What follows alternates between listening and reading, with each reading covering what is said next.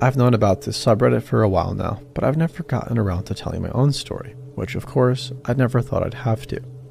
Since it's long, I won't bother with a long intro. This is all you need to know. This happened in my senior year of college and I lived off campus. I had 2 roommates in my apartment, townhouse, named Natalie and Katie.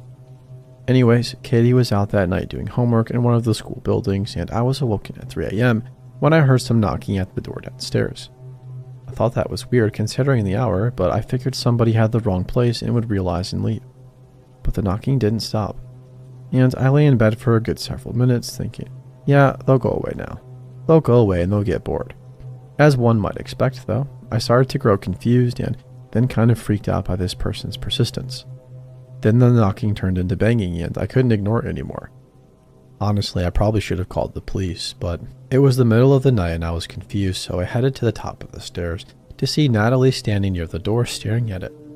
Her room was on the bottom floor, so she had just walked up to it. We exchanged a baffled look because what the heck? It's 3 a.m. Natalie called out and asked them who they were and what they wanted. "We're friends of Katie's," said the voice on the other end, who sounded male and about our age. We know her boyfriend and we heard she was feeling down, so we came to surprise her. That was already a weird story because again, 3 in the morning. But thankfully, Katie wasn't even home, so we both informed them of this. Katie's not here. She's off doing something else. Good.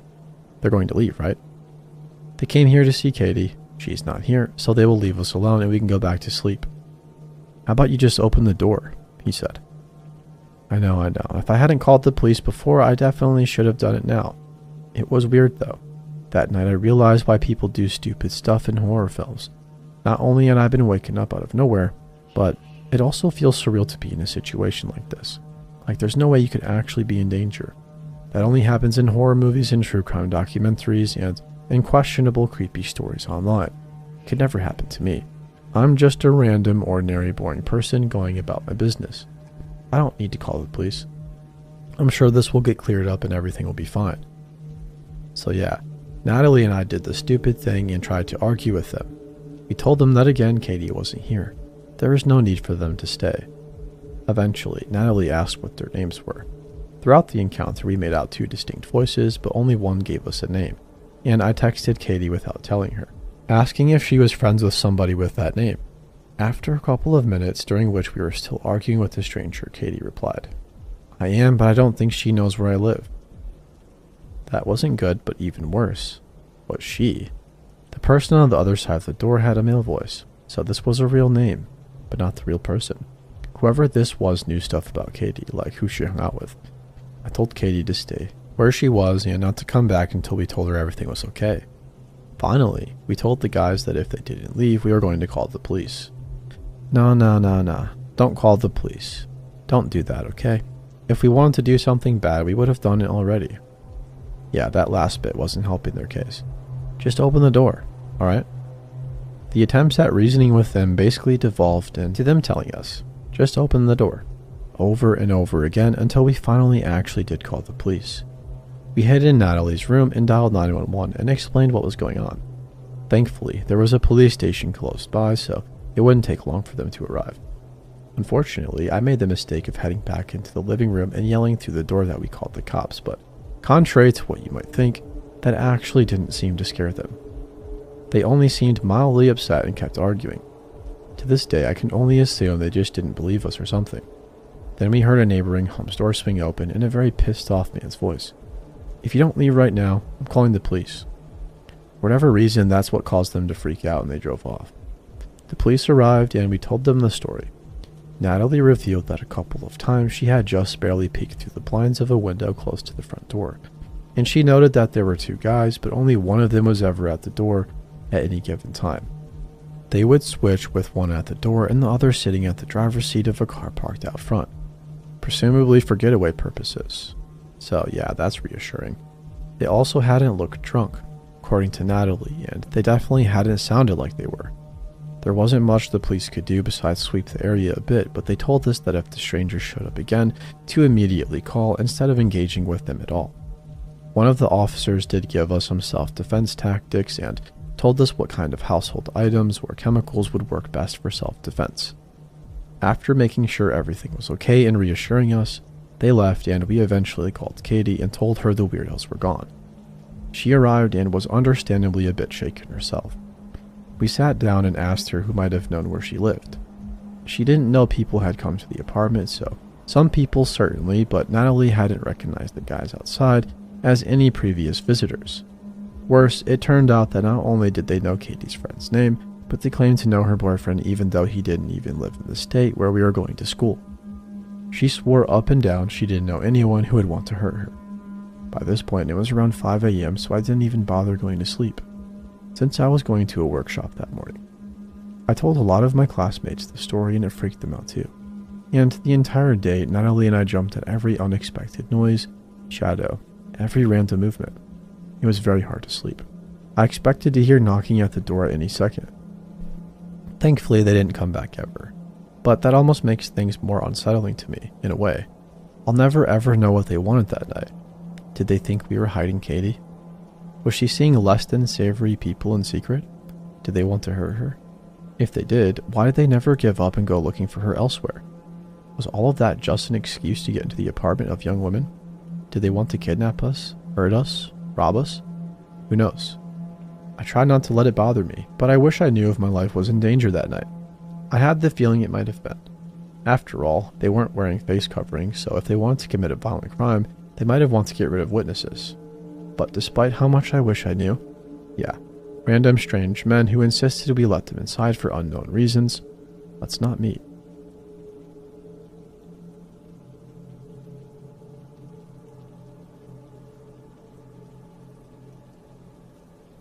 For context, I'm a college student and I live in the city alone.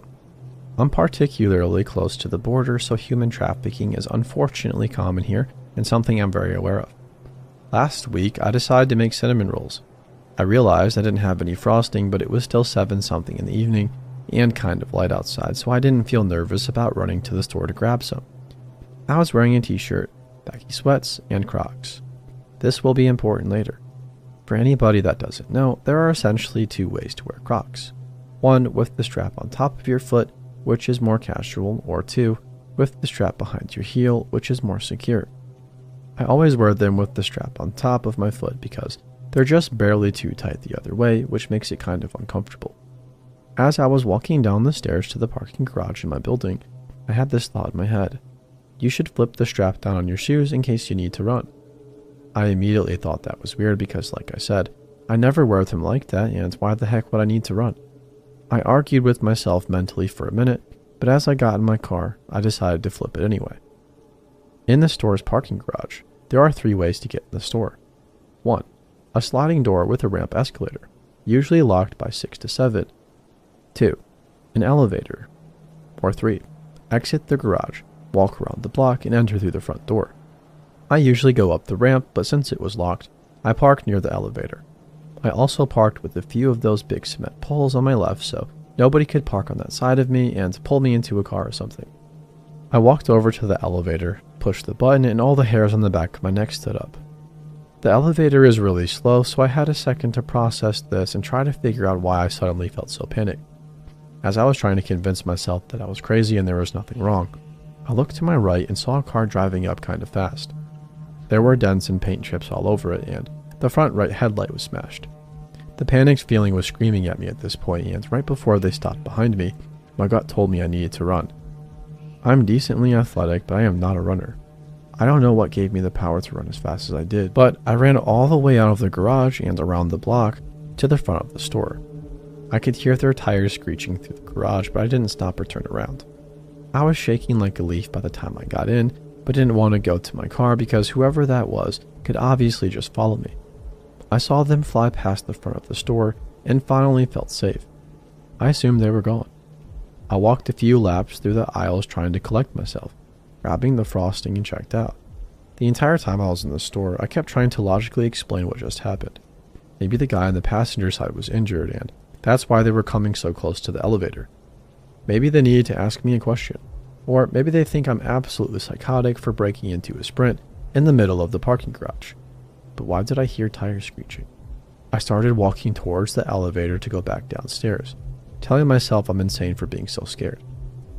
The panicked feeling came back in my stomach even stronger, to the point that I felt nauseous. I worked up the courage to ask a security guard to walk me to my car. I'm a really shy person, so asking a stranger for help isn't something I'm likely to do. He agreed and was really nice and helpful. We went down the elevator together and made small talk.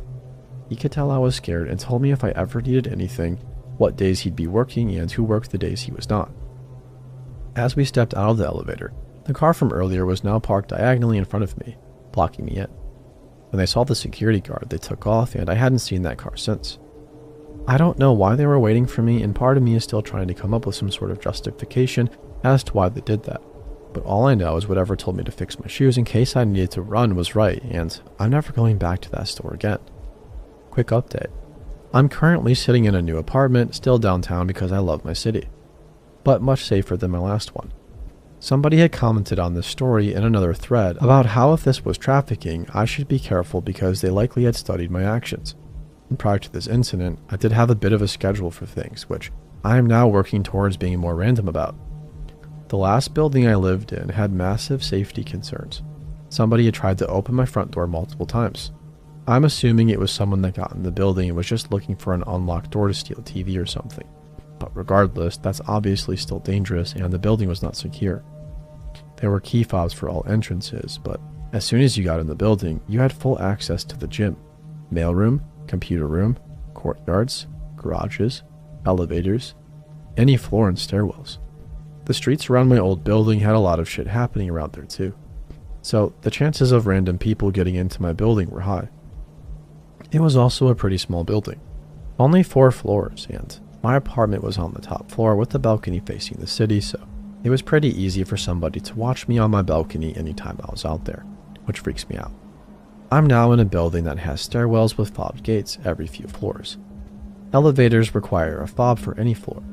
Parking garages have multiple security officers walking through at all times, as well as security that patrols the pool area and any offices or lounge areas you can do work in. I'm also higher up than in my last building, so I feel a lot safer and more secluded. I've driven through the parking lot or parking garage of that store a few times just to see if they're in there, and I think I may have seen the car a few times again, but I'm not sure. There are no license plates anymore if it is the same one. Same headlights smashed and dents all over. I found a different store that's a bit further but much safer. I hadn't realized how much I looked over my shoulder while I was in the other store, and I still do, but so much less. I've also tried to report this to the police department, and we've set up multiple times for calls, and they've never replied to any of them. They also refused to hear the story through an email. They said the only way to notify them was calling. Also tried to report it to a human trafficking detective that doesn't work at the police department, but elsewhere in my area, and they never emailed me back about it either. I'll still try, but I just wanted y'all to know.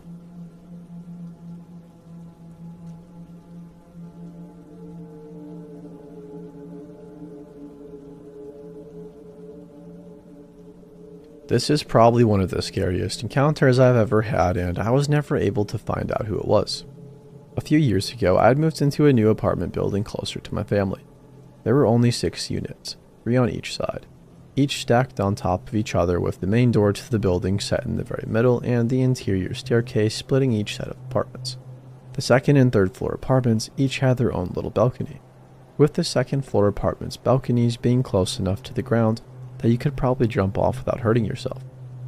As a forgetful and clumsy person, and as soon as I noticed this, I thought to myself, awesome, if I ever accidentally lock the sliding glass door behind me, I can easily hop down and go pick my second set of keys from my mom.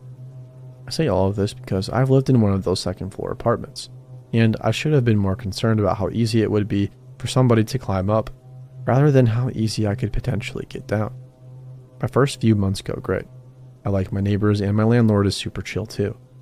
I start dating a guy who lives in the same neighborhood, and soon enough he starts spending the night frequently. At this point it's October and the weather is finally cooling off. I turn off my AC and open all of my windows and blinds. I'm on the second floor and nobody could possibly see in, right? As it goes in the honeymoon stage, my new boyfriend and I are having sex a lot. Just about every room in my apartment more than once.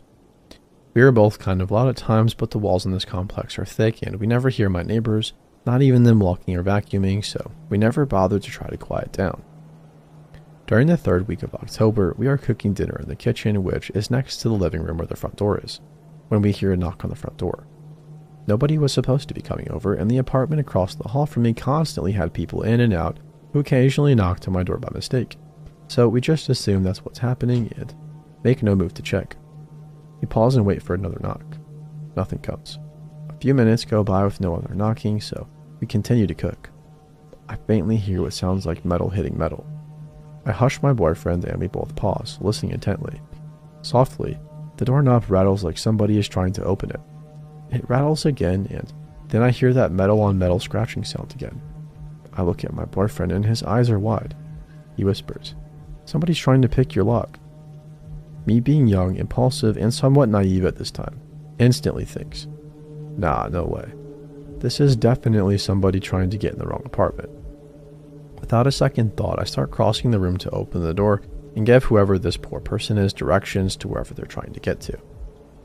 My boyfriend runs after me, grabs my arm a second before I unlock the door, and yells. Whispered threats. "What the heck are you doing?"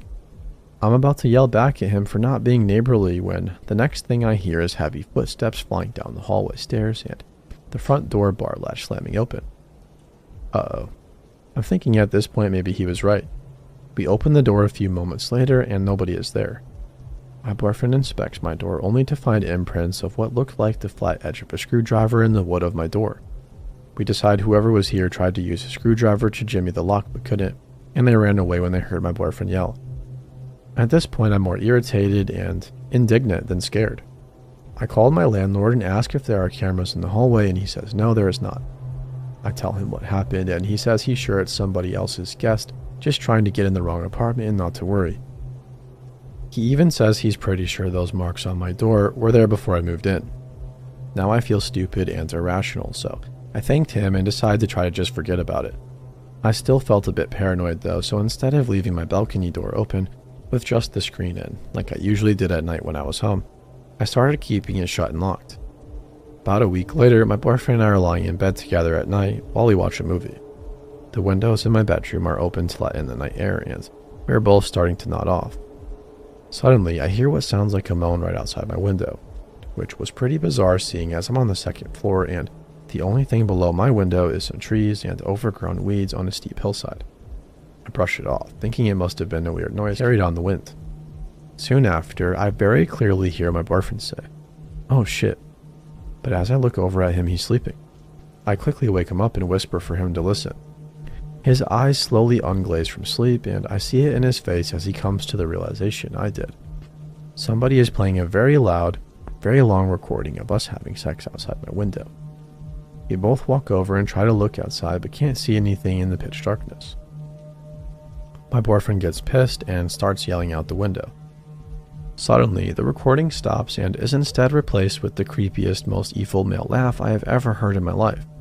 It was the kind of sadistic laugh that instantly makes your stomach drop like you're on a roller coaster and your anxiety creep up and sit on the back of your neck. My boyfriend wanted to go outside to try to confront whoever this guy was, but I begged him to just stay inside with me. I had a gut feeling that whoever was out there would take just as much, if not more pleasure from hurting one of us than he did from recording us when we didn't know. I was so freaked out I moved out shortly after. Thankfully, as I said at the start, my landlord was super cool and didn't even charge me for breaking my lease when I gave him the sanitized version of what happened. After I handed him the keys, he thanked me for being an almost model tenant. This surprised me because to my knowledge I had never done anything that would make him upset or bother my neighbors, so I asked him what he meant. He laughed and said, "You were always so quiet and respectful. It was your one friend I couldn't stand." The building manager had to yell at him twice for going in through the balcony rather than the front door. For reference, the building manager lived in the apartment directly below mine on the 1st floor. My blood instantly went cold. I have never ever had anyone enter my apartment by climbing up my damn balcony. I pressed further and he didn't have too much more information. Just that some guy had been trying to enter my apartment by climbing up the balcony and going through the sliding door, and when questioned, had laughed it off and said I invited him over and told him to come in that way. Our building was secure, so the front door automatically locked and couldn't be opened without a key. The only explanation I have is that this guy was watching us and had tried to break in more than once. Who knows how many times he could have stood below my open windows and recorded the sound of us having sex. My only consolation was that my windows were high enough that he couldn't have videotaped us without using a ladder, and I'm hoping we would have been notified that at least. I did report it to the police, but they said without video footage or an identity, there wasn't much they could do unless it happened again, at which time I should call 911. Thankfully, I've never experienced anything similar since then, and I hope I never will.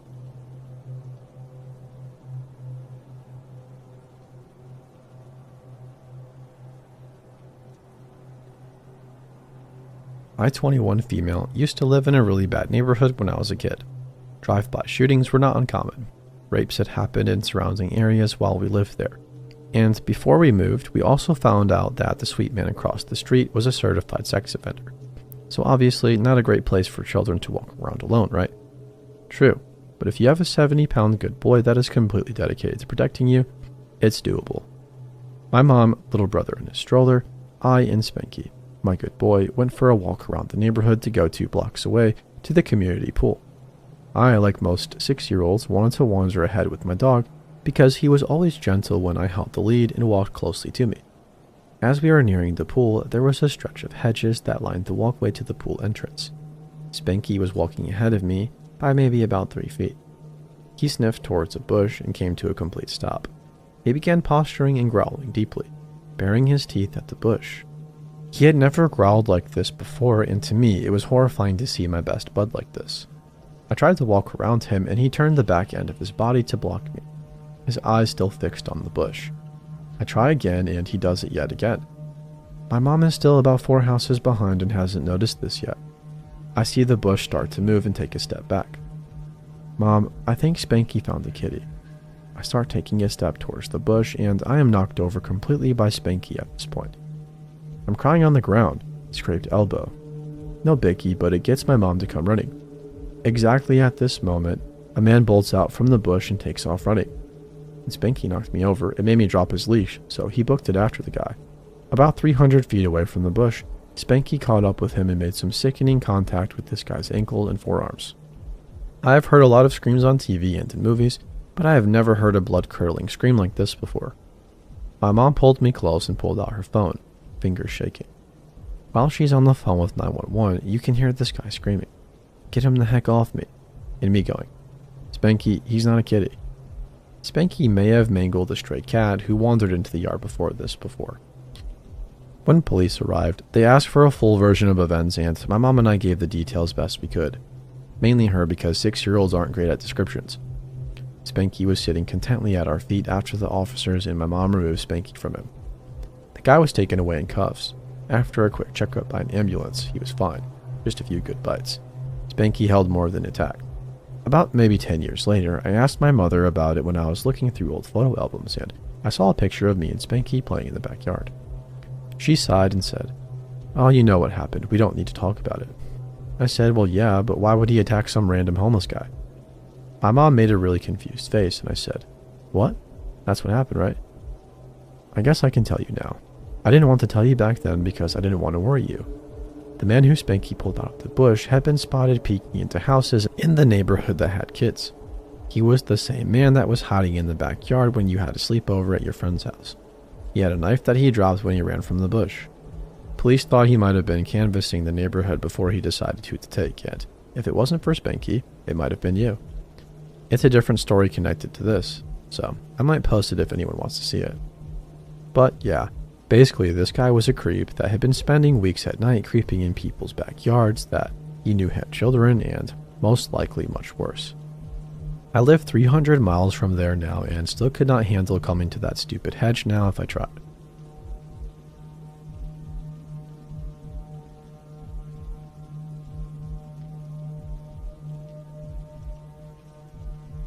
When I was 15, Bray William Johnson was the most subscribed to channel on YouTube. I feel it's necessary to say now that he was not the YouTuber this story is about, but I feel this is important to include for context. Doing some research for this post, he was the first YouTube channel to ever reach 5 million subscribers, so he was very popular at this time. In his show, he reviewed viral videos, and as a teenager, it was one of my favorite things to watch. Every week, he picked one subscriber video to provide the comment question of the week, to which his subscribers would provide responses in the comment section. A friend and I thought we had a great question, featuring her new baby iguana, to ask and sent it in every week after filming it. By the 4th or 5th week, our video was selected and aired on that week's show. In hindsight, there definitely wasn't that much traffic coming into my account, but at the time it really felt like it. I had 30-some messages in my message box at a time and quite a few comments on the original video. I can confidently say, let's not me to anyone in that comment section, garnering such classy comments, and, as these are exact quotes copy and pasted, I'd tap the both of you at the same time. I would do both and the iguana could watch. Or I'd totally do the girl on the left. And of course, the classic, I love you, girl on left. Gross. My friend at the time was 13 years old and my message box did not look much different. Now, as a teenager with low self-esteem, I was so pleased with a lot of this new attention. I was actually taking the time to respond to a lot of my messages, ignoring the disgusting ones, thanking people for congratulating me on getting picked, and occasionally starting up a conversation with some internet strangers. One of the most common questions I got asked after this video was, "How old are you?" And of course I offered up that information because why wouldn't I? One specific person sticks out because he continued talking to me, consistently. Every day I would have messages from him and I would respond. He was just chatting, just being nice, I thought. He had a YouTube account, small but with a couple thousand subscribers. Having had 11 myself, all of whom are my friends, I thought it was so cool that this channel was successful. He asked me how old I was. I told him 15. He told me he was 21. It was initially quite a tame conversation, but after a few weeks he asked me for my phone number. I'm naive. I gave it to him because he was nice and he didn't live anywhere near me. From what he told me, he lived several states away. Then he texted me all the time. He tried calling me. Around here is where I started getting creeped out. He began talking about wanting to meet me. Now at this point, I'd seen To Catch a Predator in school and I started getting somewhat suspicious. I never gave him more information than the state I lived in and my first name. That seemed innocent enough. But he started getting flirty and creepy and generally uncomfortable to talk to. I slowly stopped responding, ignored the phone calls, and said I was busy. Then he found my social media accounts and tried talking to me there. I told him I had gotten a boyfriend. A lie, but he still sent some generally discomforting messages, especially looking back. This guy made me so uncomfortable that even thinking about it now or seeing his username makes me feel nauseated and tense. The message that really got me, the one that finally scared me enough, and the one that I actually can remember after all of these years, said, "I'm going to come to Ohio and find you, and when I finally do, I'm going to hug you so hard. I'm going to squeeze and squeeze until your eyes pop out of your little head." I never told my parents, but I was lucky enough to be able to get my phone number changed. I started getting paranoid that he would find me, checking the locks and closing the curtains. I removed him from some social media and changed my usernames and displayed names to make myself harder to find because, I was a teenager and my priorities were to be in contact with my actual friends all the time. Surprisingly, it got quiet for a while, and slowly I gained some feelings of safety back. I actually even started a new YouTube channel at the recommendation of some friends and started putting myself out there again, doing more media production, which I love, and garnering a small following of around 1,200 strangers, none of whom have ever made me feel unsafe, thankfully. A few years down the road, I was starting the freshman year of college. I had just turned 18 and wouldn't you know, he found me again, followed me on all social media, sent me messages again, and posted some comments on my old YouTube channel, all at once. I felt sick. I remembered all the creepy messages and unsettling feelings and just generally breathlessness I had when he started telling me he would find me and he was coming for me. I had a brief panic attack before swiftly blocking him on everything. My profile pictures were me at my new college, wearing the gear and everything. It would have been significantly easier to find now, and I knew that. I hardly made any friends that first year of college. I didn't leave my room much after that happened. I never went to parties. I scarcely made any friends.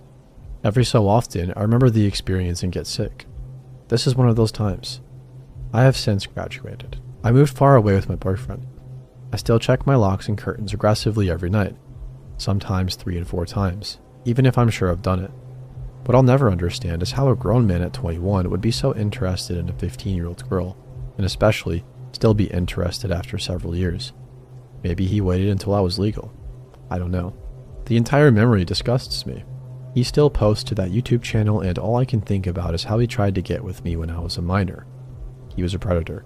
He took away my sense of safety, and up to this point, he's certainly on my top 10 list of people who I hope I never ever have an encounter with again.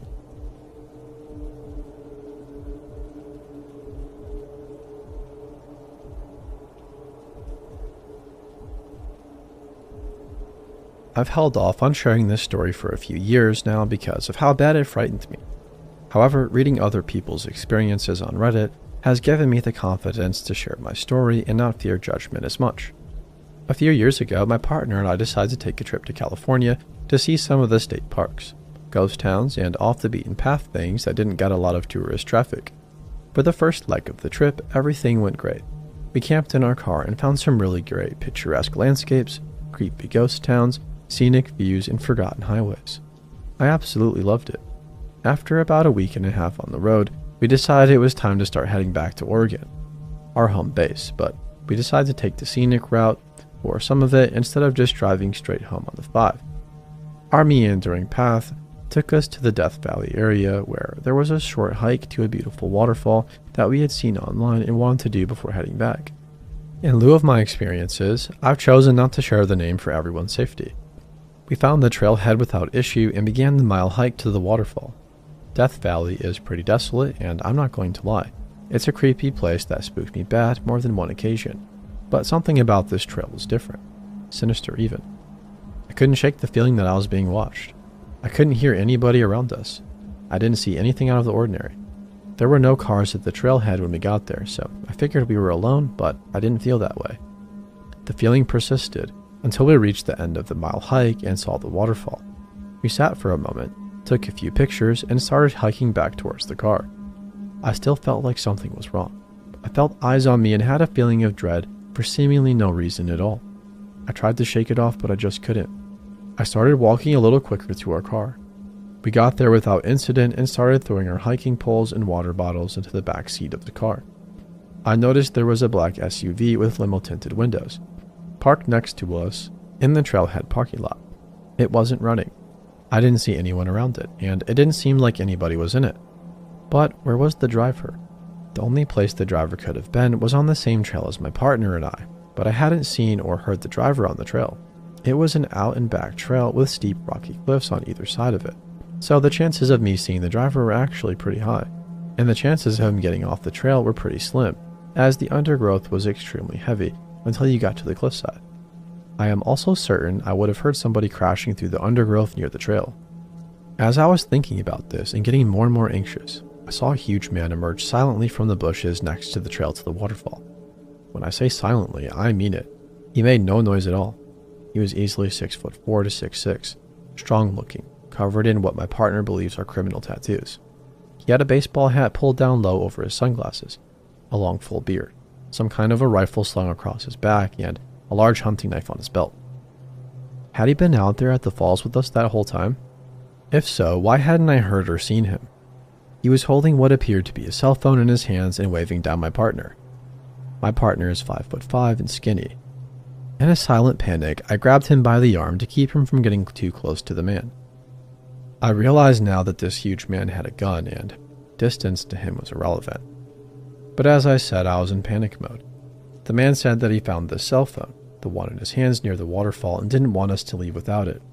We both quickly checked our pockets and realized that we both had our cell phones, and we both assumed at the same time that this was some sort of setup for a robbery or something far more sinister. We jumped into the car, fired her up, and drove up the dirt road as quick as we could. The man just stared at us through the rear window as we drove off. It terrifies me to think that he was out there with us the whole time, that we were hiking and we didn't hear him, see him, or really even know he was there. How many other times has something like this happened to me? I never would have known the man was out there with us had he not chosen to make his presence known. I'm not going to lie, it really made me think twice about hiking alone in the woods or in isolated and desolate areas. I also find myself wondering what would have happened had we chosen to engage with him. Were there others with him? What would have happened to us? I'm not gonna lie, I've had nightmares about this man in several instances since this happened. I'm just glad I trusted my gut.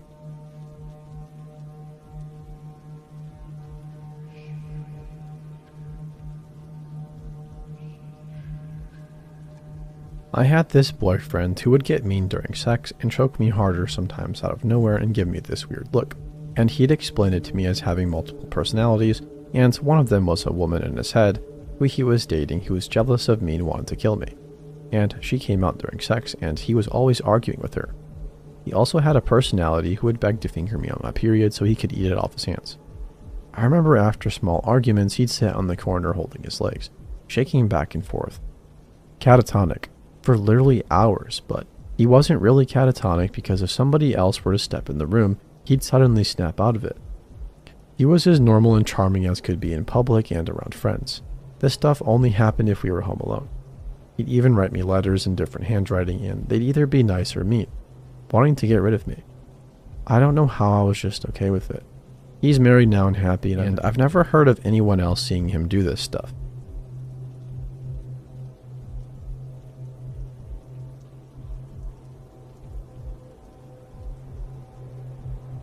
I'm 22, but I frequently get mistaken for being 15 or 16.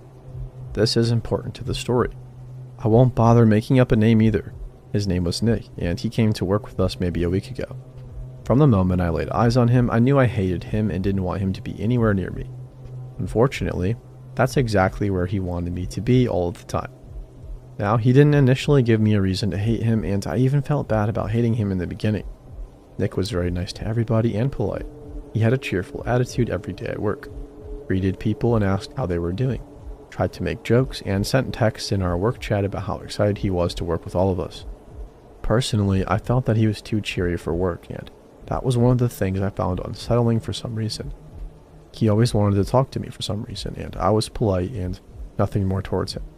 I would give him very short answers to all of his questions, and that conversation would end there. I genuinely wanted nothing to do with him, and yet he didn't seem to get the hint. Every time I was on break, he appeared to be either also on break or about to clock in. He'd come over to my table and sit with me, which I always hated. In my mind, I'd be telling him to get far away from me, but I never did. I didn't have a reason to, so I just looked like an asshole if I did. I never made eye contact with Nick either. It also always felt uncomfortable. It's hard to explain, but there was just something about looking into his eyes that felt off. He was too nice, if that makes sense. He always wanted to talk to me, and he was always standing near my station in the kitchen, always trying to sit with me, and I would have conversations with my friends. Nick would just insert himself where he didn't belong, making it even worse. If I waved to a friend, Nick would also try to wave to me. If I high-fived a friend, Nick would also want a high-five, and begrudgingly, I would give him one because I didn't know how to get out of it. Nick always followed the rules to a T as well. However, this was less about being good at his job and more about not getting in trouble. In his words, "I'm on probation, so I can't lose my job." That sentence felt unsettling coming from him too. Now, a lot of my coworkers have been to jail for a multitude of reasons, and I love all of them, but from Nick, it made my stomach turn. Now this brings us to 2 days ago. I was on break and I saw my 18-year-old coworker, who I will call Emma because I actually value her privacy, sitting with Nick. I'm sure she had sat down first because she sits in the same spot, and Nick had probably sat down with her without asking, as that was a habit of his. I sat at a different table and Emma was quick to grab my attention, asking if I watched Doctor Who. I love Doctor Who, so I stood at her table and talked with her about it for a good 10 minutes, ignoring Nick the entire time. I didn't look at him and I disregarded everything he said in an attempt to join the conversation. Again, I hated this guy. Normally, it takes a lot to make me hate somebody, but all he had to do was walk into the building, and maybe I didn't notice it in the moment, but looking back, I think she wanted to talk to me because Nick was making her uncomfortable. When I clocked back in from my break, it took me a couple hours, but I eventually noticed that Nick had never clocked in for his shift. I turned to one of my friends and asked, "Wasn't Nick scheduled for the grill today? Where is he?" "Oh, he got fired. He was creeping on one of the 16-year-olds in the ice cream section." I immediately felt so vindicated. I was right about him the entire time. Something inside me knew he was a creep. I also got the added context from a manager who technically wasn't supposed to tell me that Nick had 6 accounts of creeping on minors on his record. How he got hired at a place that has minors as a third of their staff instead of being in prison, I have no idea. Every bone in my body knew to hate this scumbag from the very beginning. I no longer feel bad about how cold I was to him, or about ignoring him all the time when he tried to talk to me. Now because I look so young, I can't help but wonder if that's why Nick was so interested in talking to me all the damn time. He went after a 16-year-old who works with us, and I constantly have people assuming I'm close to that age, so the assumption usually ranging from 15 to 17.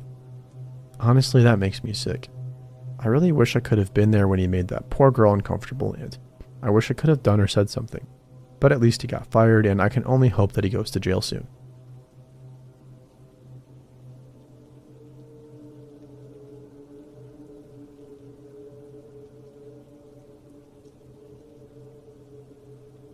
January 1994. Northridge earthquake. I was sleeping on the floor in my deceased grandmother's room, right in front of the TV. I remember hoping that huge TV wouldn't fall on me. I was 11 and I went back to sleep. Later that day, my family and my stepfamily were all going to Knott's Berry Farm. We were there for about an hour, before I projectile vomited in a trash can. My mom didn't want to keep me there because that would ruin their fun. Instead, she brought me all the way home and left me in the care of a friend of hers, a preschool teacher named Miss B. My mom went into the back of the house where Miss B was, talked for a few minutes, and came back out. She said to take a nap and that she would pick me up later. I don't know how long it was until I woke up to somebody rubbing my feet. I was immediately alert and found that my feet were in a man's lap. It was Miss B's husband, Mr. R. Kids have instincts too. Animals and moms are the same thing. You just know something isn't right, and I knew, and I still wish I had the insight to know what I should have. Mr. R plagued me when we visited. I couldn't put my finger on it in the beginning. Then as I got older, I knew he hugged me too long, pulled me too tight, and gripped my butt like a lover. Occasionally, he would ask me to watch TV with him, and he would put his arm around me. He'd rub his hand up and down my arm like a nice gesture. I didn't realize until later he was caressing the sides of my breasts. One day when I was 12, there was another Girl Scout dance. My mother insisted Mr. R would go with me, and I said I'd rather stay home. She called me inconsiderate and ungrateful, saying that he was taking his time to do it. I went. She had bought me a black dress, and it had colorful flowers on it. We did the show dance thing, and I kept excusing myself to the bathroom. Eventually, the night ended, and I told my mom I'd help her clean up and I'd go home with her. She said no, that she would be there until late and didn't want to hear my complaining. She said Mr. R would be the only too happy to take me home. I remember the terror of my 12-year-old self being driven home that night, his hand creeping even higher and inward on my naked thigh under my dress. My mom told me to never be rude to him, so when we got to my house, I pecked him on the cheek, thanked him, and ran inside. Throughout this time, I started gaining more weight, subconsciously trying to repel him. All the weight ended up in my chest. The visits continued. My mom would tell me to go outside and visit with Mr. R.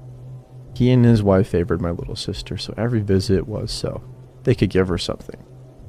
The straw that broke me was when I was 14. We were living in a different house. It was a Saturday. My mom was visiting friends, my little sister in tow. My older sister was sleeping, as she still does to this day. Mr. R was at her house, fixing my mom's car. She had been picked up by Miss B. I thought I was clever that if I locked myself in, he would just leave. So when he was finished, he came in, knocked on my door, and said he was leaving. I said okay from the haven of my room, and then he said, "Well, aren't you going to open the door and say goodbye?" He said it the way adults do when children are being selfish and spoiled. And I knew he would tell my mom, and I fear my mom more than anything. So I opened the door, and he smiled triumphantly at me, like he knew I'd never get to say no. So I went up to hug him and pecked him on the mouth because he never turned a cheek peck anymore. And then he did turn, and because he wouldn't let go, I pecked him on the cheek. And then he turned his head for the last time and kissed me, full on the mouth, tongue sliding over mine like a serpent. I pushed him away and he left, but still smiling. I never hugged him again. I only said hello from a distance. My mom invited him and Miss B to my high school graduation, and he ruined more than a few pictures. Then when I was 21, my mom decided to throw my precious younger sister a sweet 16 party, which my older sister and I had to decorate, cook, and clean for. Miss B and Mr. R were there, and I let myself be surly and rude because I didn't care anymore. A week later, my mom is mad at me about something. And then all hell breaks loose as my mom screams at me that I'm trying to ruin my sister's birthday party. And I told her what happened, screaming and crying. I told her about Mr. R and the years of attention he spent on me. And I will never, not ever, forgive or forget my mom, the woman I trusted, as she said. Well, I should have known. He molested one of his own daughters too. I thought you knew that.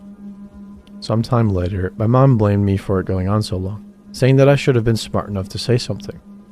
To this day, I think my mom knew it was happening but refused to help me because she was getting help from Mr. R for mechanical stuff and because it deflected attention away from my younger sister. I don't know which of them I hate more. And the only person I let touch my feet now is my fiance. And that was only after months of him kicking out of reflex when he touched me. Sorry for the wall of text.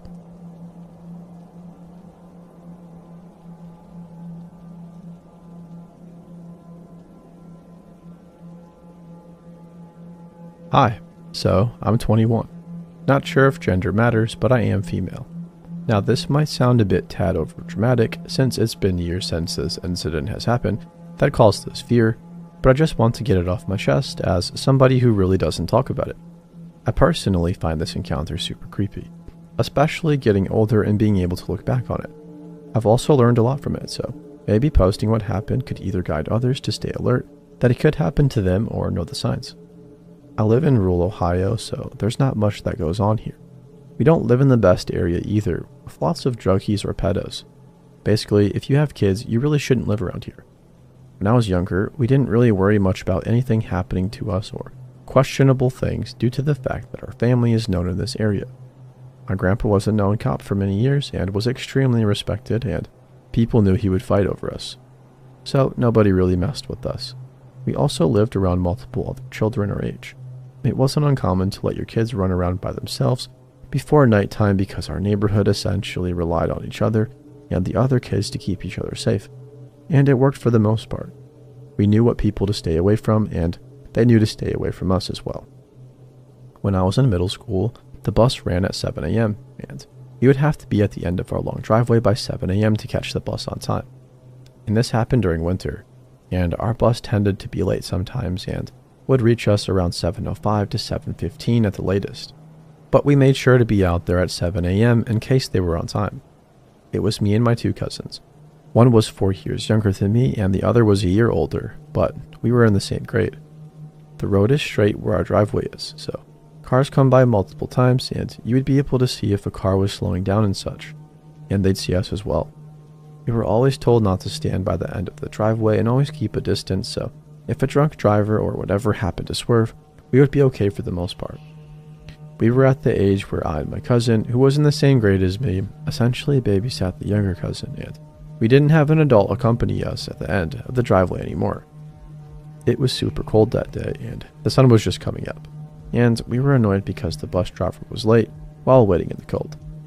I noticed a car was coming, and again, this happened all the time, so it wasn't like I was checking it out or anything. I just noticed it and went back to listening to music on my phone. I hear a loud brake sound, so I look up, and the cars in front of our driveway now fully stopped. The man in the car was waving his hand towards us to signal us to come closer to him, and, of course, I refused and was frozen in my spot because this had never happened before. He could tell we were obviously shaken by this and said he worked for a school bus but was lost and he just got hired. He named a school that was an hour away. Remind you, it's past 7 a.m. at this point, and I immediately knew he was lying. It didn't make sense to me why he would be lost at a job he said he already got. Plus, it being this late, I'd think he would already be at school. No way would he be lost to the point he's an hour away from the district and signaling children to his car the way he did if he were a teacher at all. It also made no sense to me logically how he would be lost from a job he obviously had to go in to get hired for. This was before Zoom and all of those things, I'm pretty sure. I immediately said I'm going to get an adult, and he clearly panicked and said it wasn't necessary. He just wanted us to get closer and show him where to go. I pointed straight. I truly don't know the direction to the district, but that was not my main focus, honestly. I told him go straight and he ignored me. My little cousin was moving towards his car, and I grabbed him by his hair and kept him by me. I refused to let go of his head. I'm shaking and I'm trying to not show I'm scared because I don't know what's about to happen. The driveway is a long one as well. Like, I truly didn't feel safe turning my back to him. I have my other hand on my phone and I'm shaking. So I'm struggling with gloves on, but I'm able to call my mom. And thankfully, she answers. She usually would ignore my calls and be on the phone with her boyfriend. The guy gets out of his car when he sees him on the phone with somebody, and I start immediately crying and telling my mom there's a man out here, and I think he's going to hurt us. She comes out running, and the second she gets closer and he sees her, he bolts back to his car and dashes away. A car that was around the corner of the road also dashed away as well. Now looking back, it's even more scary, since if it was just somebody who needed to get past said car that was in the middle of the road by our driveway, they would have just either honked or gone in the other lane to pass them. They definitely also saw the entire thing and didn't get out of their car to help us or anything like that. So it makes me think they were also in on this entire situation. I'm forced to go to school that day, and my mom calls the cops. And when I get home, I find out even more horrible news that just made me realize my gut feeling was correct. My mom told them about the car and how it looked and such, and how they found an abandoned car that matched her description just up the road. So, they found who it belonged to and eventually found out he wasn't a school teacher. He worked on the barges. The cops said they thought it dealt with sex trafficking from the looks of it, and they didn't even catch him since he already left on the boat or whatever. Who knows what would have happened if he got one of us. I'm assuming he would have been on that boat and horrible things would have happened. It still pisses me off that he was never caught and possibly other kids were victims of this. It's truly terrifying, yet to this day I refuse to go near the road. I still have recurring nightmares of it. I'm always on alert now too, which I most definitely should have been more alert about back then, but I was just a kid and clearly didn't realize how it would have affected me in real time.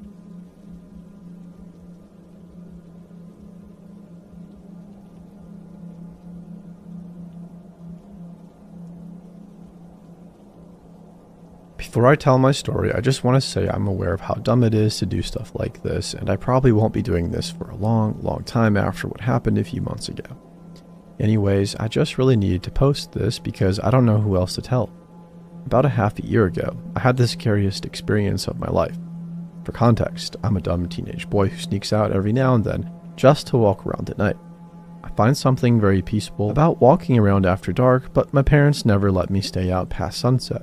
So, for about a year, whenever school gets hard or just life in general gets stressful, I sneak out and just walk around for about 2 hours sometimes.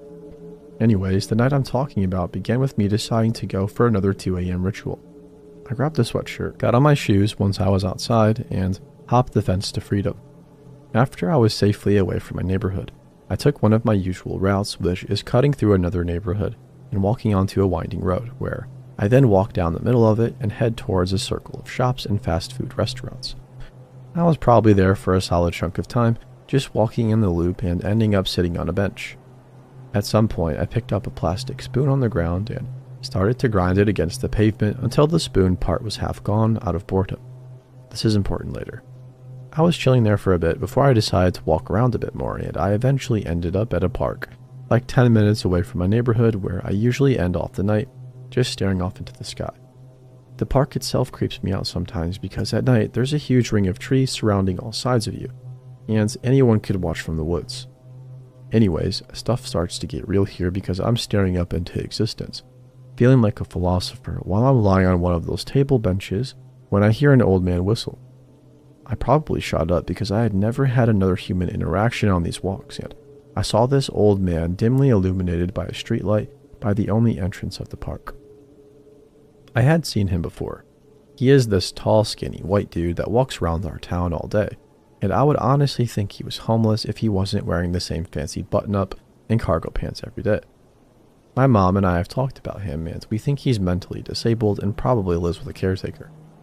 I had an interaction with him once. About a year ago, I was walking home in broad daylight when I passed the man who was at the time sitting on a bench. Dude just looks at me and says, "Jesus loves you," with a weird little smirk on his face. I responded with an awkward, "I know," even though I'm actually an atheist and didn't really think much of it. Anyways, back to the park at night, I just stare at him in that empty parking lot probably way longer than I should have, because he was already creeping me the heck out. I imagine we were staring at each other for a real long time before he slowly started walking towards me. At this point I'm frozen in fear because why the heck is this old geezer out with me? at like 3 a.m. in an empty park. I'm standing up at this point when he gets too close to me and just gives me this cheeky grin like he knows something I don't yet, and I'm still just gawking at him like a freaking buffoon. Have you ever scoffed at a book or a movie when the main character is frozen in fear? Well, I have, and I never will again because at this point I'm more frozen than I've ever been in my life. At some point, after probably 10 seconds of awkward standing, he just kind of pats and half grabs my shoulder and reaches into his pocket to pull out a plastic spoon. That same plastic spoon that I was holding about an hour ago at the shop plaza. He just kind of tucks it in my front sweatshirt pocket, and I guess something just makes my mind snap out of my frozen stance, because I absolutely book it to the public bathroom and lock the door. I'm now in this dimly lit bathroom in the middle of the night, and I'm guessing at this time it was past 3 in the morning. I assumed that maybe he would leave once he saw me in my state of panic, but honestly I don't think he ever left. I ended up looking closer at the plastic spoon, and it was altered. Have you ever seen that one viral AI generated image where it looks completely normal at a glance, but you can't identify a single thing? If not, just search up, name one thing in this image. Now imagine that except for a word carved onto a plastic spoon, but you can't read it or even identify any of the letters. I think I sat in that locked bathroom for over half an hour, just contemplating every single decision I've made in the past year that led up to this nightmare I was in at that moment. To be clear, I had no phone or a way of contacting someone because my parents installed Life 360 on my phone, and they can see my location whenever. I also had no watch or access to the outside to tell the time. I ended up gaining the courage to unlock the door and just absolutely rocket towards the exit of the park. Before I turned the corner, I looked back for a second and saw a figure sitting on the bench that was right next to the bathroom. This senile old man had waited outside for an hour just to see me one more time. I'm being completely honest when I say I held the full sprint until I got to my neighborhood, where I finally caught my breath behind a bush and then snuck back in my house. I haven't gone out at night since that experience, and I don't know if I ever will sneak out again. I still have the spoon buried somewhere in my wardrobe, but I haven't looked at it in months. Sometimes I think about how long he was following me and if it was an isolated incident or if he had been stalking me on other late night trips. I would love to hear your guys' opinion on the matter, unless you're here to lecture me about my actions, because trust me, I've already learned.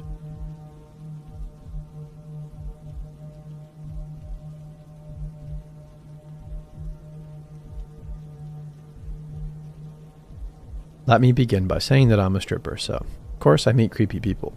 I've had plenty of creepy guys come in who way overstep their boundaries. However, this guy didn't overstep with touch. It was with what he said that started to get to me. Also, please forgive me for my awful writing abilities. I was at work last night when this older guy came into my work. He was probably around 5'8", thin and a little bit scruffy. There weren't any other customers in the club because it was early in the night. I was on stage practicing some pole work when I noticed that he was talking to one girl and they went to the back. I assumed that he bought a dance and I was waiting for her to drop him so I could slide in and hopefully get a dance from him too. I was walking over there when he decided to get up and approach me instead. He came up to me and the first thing he said was, "Damn girl, are you like a size 0? Are you even old enough to work here? And I love how petite you are." Me being the seductive person that I am, I informed him that yes, I am a size 0 and that I just turned 18. We sat and introduced ourselves. He's a truck driver and has 2 adult daughters. He constantly repeated himself, saying that I'm beautiful and so young and that my toes are so petite. I giggled and threw a compliment back at him. He asked me for my body measurements and started telling me that he could tell I had a naughty side to me. Then he asked if I had been popular with the boys when I was younger. I told him that I'm a virgin. That's when things got bad.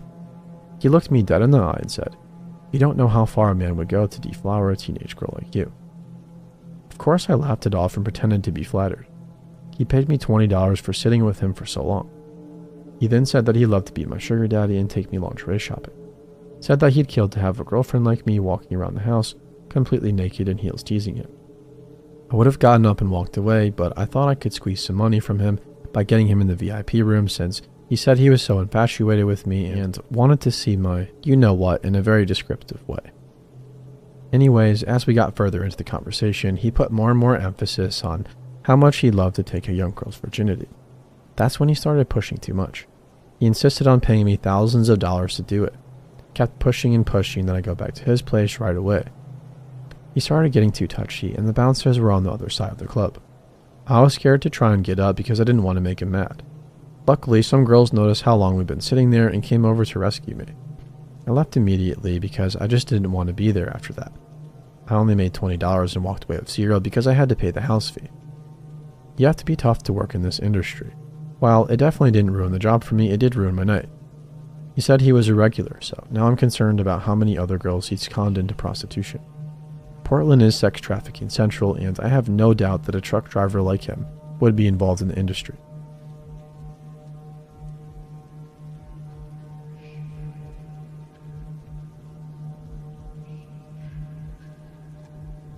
This was around 2009, so I was about 11 or 12. I live in Rhode Island, which is pretty small, and live very sheltered. I got my first laptop around this time. Every day after school, my group of friends and I would log into AIM and talk about school, boys, and, usual middle school things. I don't know if any of you remember, but there were AIM public groups where you could meet strangers. That's where my story begins, unfortunately. A group of my friends and I went into a public AIM group just being stupid, making jokes, sharing YouTube videos. One guy takes a certain interest in me and he adds me so we can talk privately. I don't remember what we talked about, really. School, anime, and about my friends. Looking back, I think he was grooming me, but nothing seemed off about it then. He was a 32-year-old man. I can't remember his name for the life of me. He lived in a neighboring state of Connecticut, which isn't too far. I had hoped to meet him since he was really nice to me. I was young and was being bullied in school, so anybody online seemed like an escape. He and I talked about Vocaloid, a program where you can make it sing to any song or create your own, almost like autotune but not your voice. It wasn't as popular back then, but I was so excited to have a friend who liked what I did. Things went by normally for a while. I used to do YouTube videos, like anime music videos, and he had me subscribe to my old account. I even showed him a song called Luke at Night Fever. He put it into his favorites. I was happy. But one day, he began being different. He asked to call me on the phone. I was one of the only kids in my class who didn't have a cell phone, and I didn't want my family to catch me on the house phone with a stranger, so I politely said I can't, sorry. And to this day, I remember his answer. Call me or I'll assault and murder you. I was sheltered, like I said. I panicked. My throat clenched up and I threw up. I blocked him immediately. I should have called the cops. Should have told my mom, but I didn't. I was so afraid that I had done something wrong that they wouldn't take me seriously. That I would have my computer taken away.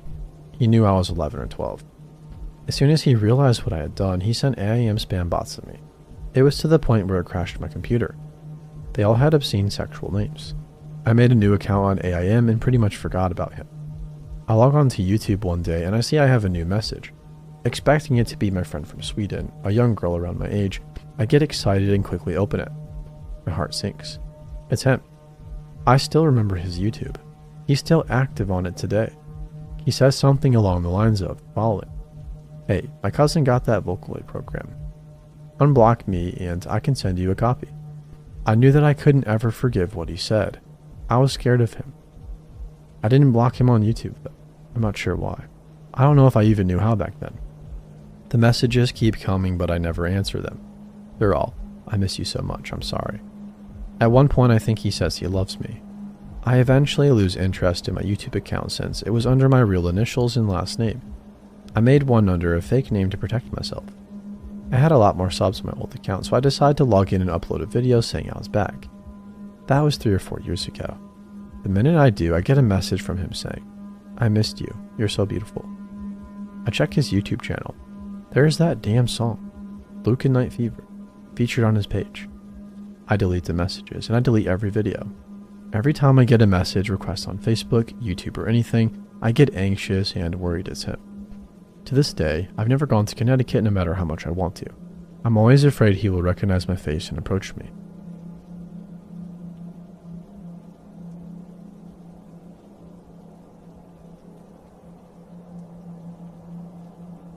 This is a quick story about a stalking experience that had just happened yesterday. There hasn't been a resolution yet, and although I was not the primary target, a group of my friends, including myself, were still involved. It was certainly terrifying and a huge slap in the face from reality to always make sure you are aware of your social media following and privacy. We have an iMessage group chat going of about 7 friends and me. One of the friends, Kay, is kind of the annoying little sister type and gets on all of our nerves, but we tolerate her. Kay sends us a screenshot of a conversation with her younger cousin, who is either a senior in high school or a freshman in college. He tells her that he is on Tumblr and that a photo of Kay showed up on his feed. He proceeded to reblock. Like what? I don't use Tumblr, so I'm not sure how it works, and show her. Kay is confused, because the photo was a random selfie from her Instagram, which she rarely uses and is set to private. In addition, neither she nor any of the people in the group chat even use Tumblr. She asked her cousin for a link to the site. Upon skimming the website, we find to our horror that the Tumblr is brimming with photographs of all 5 girls in the group chat. Individual posts with personalized captions of photos taken from our respective Instagrams, most of which are private.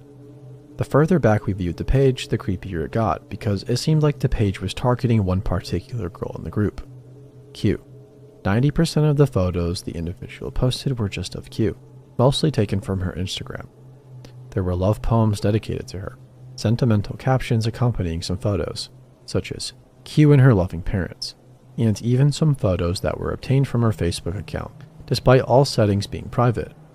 The owner of the Tumblr seems to be an adult male from a country different to where we live, who occasionally posted things that were more personal to him, such as a photo of an ice skating rink in his childhood neighboring or a YouTube link to a homemade footage from like 8 years ago that he helped produce.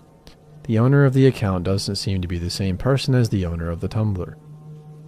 Through my own investigation, the person does seem to be real, though the primary purpose of that site looked like a shrine of sorts dedicated to Q. There were in fact other posts, such as lyrics to random old songs by obscure artists, which hinted at the owner's age. There were photos pulled from my own Instagram, such as a zoomed in and cropped picture of my face taken from a group shot. The most horrifying part was one of the older photos he had posted. This photo was not just one of Q's pulled from her social media. It was a photo of 2 real framed photos in the home of person Q. The caption for that photo indicated that the stalker had been dedicated to her since 2012. We just came across this Tumblr in 2017. Needless to say, we were all thoroughly stunned and frightened. We have no idea what to do. Q proceeded to send an angry message to the owner via some link on their page, and just like that, the page was deleted. We have no more leads, although I've been doing my own research on trying to figure out the identity of the person.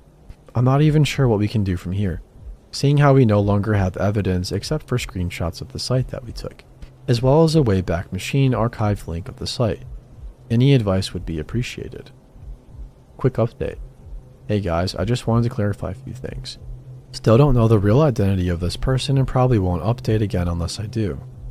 The framed photos I mentioned were not taken directly from Q's house. They were taken from her social media, printed separately and framed. 2 separate photos lying side by side on a bedsheet or something were displayed on Tumblr. That is what really got to us. The whole time we were scrolling, it was definitely creepy and weird, but didn't seem like a huge threat until we saw that. After we were given the link to the site, we were checking it out and screenshotting, but we didn't get to view the entire thing. Q had sent the owner of the Tumblr an angry message as soon as we found the site, and it was promptly taken down. So, there was a lot of other material on there that we didn't see before the site was deleted. I don't want to think about if there was anything worse than the framed photos. I took a lot of screenshots as I went before the site got deleted, based on the very minimal information I had of the person, their first name, occupation. For some reason it was listed, city, and minor details that they had posted in non-Q photos. I narrowed it down to a suspect. This is purely based on the limited details I had seen and researched the shit out of, but it was the only person that matched. However, the suspect I'm pinning it on makes absolutely no sense in regard to the fact that he is no one we know, has no relation to us, and is from a different country. He's basically a middle-aged white dude in X country, and if it's him, he stumbled upon Q and our friend group by chance.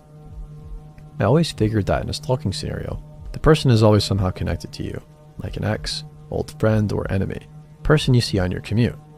But this guy has us befuddled. Obviously, I could be wrong, but he matches my clues and I am relatively decent at internet sleuthing, which is why I pinpointed him. Anyways, I really appreciate everyone's advice and insights on how to go about this. Thank you.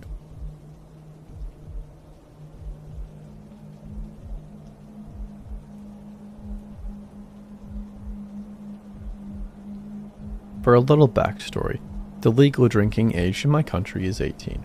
So if you wanted alcohol and didn't have a fake ID or a parent to get it for you, then you had to wait around outside the off-licensed liquor store for the Americans, until someone came by who agreed to go in and purchase it for you. So we waited around, found somebody who was willing to go in and buy our alcohol for us, and got him to purchase a few bottles of vodka for me and a few friends, 2 of whom I was with and the others we were meeting after we'd done this. Now, as it was around 6 p.m., we decided it was too much of a risk to decant our vodka into less suspicious looking bottles in the middle of the street, as it was very busy, so we did what we would usually do in this situation and found a nearby food place to quickly run in and use the bathroom to decant our alcohol so we could be on our way. This time we chose to do this in a nearby McDonald's. We'd done it in here before, so we knew it was a safe bet. So we go inside and head straight for the bathroom, as we've done a million times before. As we get in there, I and my other 2 friends, we will call them Harriet and Kara, all occupy one cubicle to get the job done and get out and back to our drinking ASAP. And as I previously mentioned, we'd done this lots of times before and usually opted to come into this McDonald's as it was usually busy, which meant nobody paid attention to 3 teenagers running straight into the bathroom without purchasing anything. So anyways, we were all in there doing our thing when I could suddenly hear a lot of shifting and moving around above us. I figured it was probably the air conditioning and opted not to tell my friends, as I thought it would freak them out. We get the job done, and as we are about to leave the cubicle, we hear a giggle and, "Where are you girls off to?" I was presenting as female at the time. I looked up and saw the forehead and eyes of a male who looked to be about 30, just staring out from underneath a tile in the ceiling that he'd slightly lifted. We were all in shock, just staring at this guy who proceeded to giggle down at us and ask our names, where we were going and if he could come. We were all in shock because, let's be honest, who really expects there to be some random guy in the ceiling of a McDonald's? Being a teenager who thought I was untouchable, I proceeded to tell the guy that he was a perv and to screw off. The guy seemed to enjoy this and giggled a little bit more, still shifting around in the ceiling, never taking his eyes off of us. Now, I should probably mention that along with pouring our drink into other bottles, we pre-rolled a few joints, so we were terrified to alert anyone at this point, as we were young and terrified of our parents finding out. The guy still staring at us proceeds to ask us questions like, "What age are you guys? Where do you live? Can I have some of your drink and smoke a little bit of your weed?" Still, all the while twitching and fidgeting overhead. He then started to lift the tile, and as we were all stuck in a cubicle with this guy above us, we knew the only way for him to get down was to come down directly on top of us. So we noped out at that point pretty quickly. We went outside and discussed what we were going to do, and I decided to go back in and alert someone, as it's a very busy McDonald's, and I knew there would be women and children in and out of the toilet until closing time. I didn't want to risk that creep staying up there just to spy on them, especially since I knew he was there and had witnessed his behavior firsthand. So I go in and tell a member of staff that I'd been in the toilet for a long while, taking a phone call. A terrible lie, but my 15 or 16-year-old brain was too scared to tell the truth, in case they alerted the police. And that's when the guy had appeared, and to my shock, they were completely unsurprised. They were just mad more than anything. I saw a few male members of staff enter the toilet, and I figured they could handle it from there, so I went on my way. We still went into that McDonald's, but never had any encounters with the ceiling guy again. We're not even sure if the guy got caught, as we didn't hear anything about it after.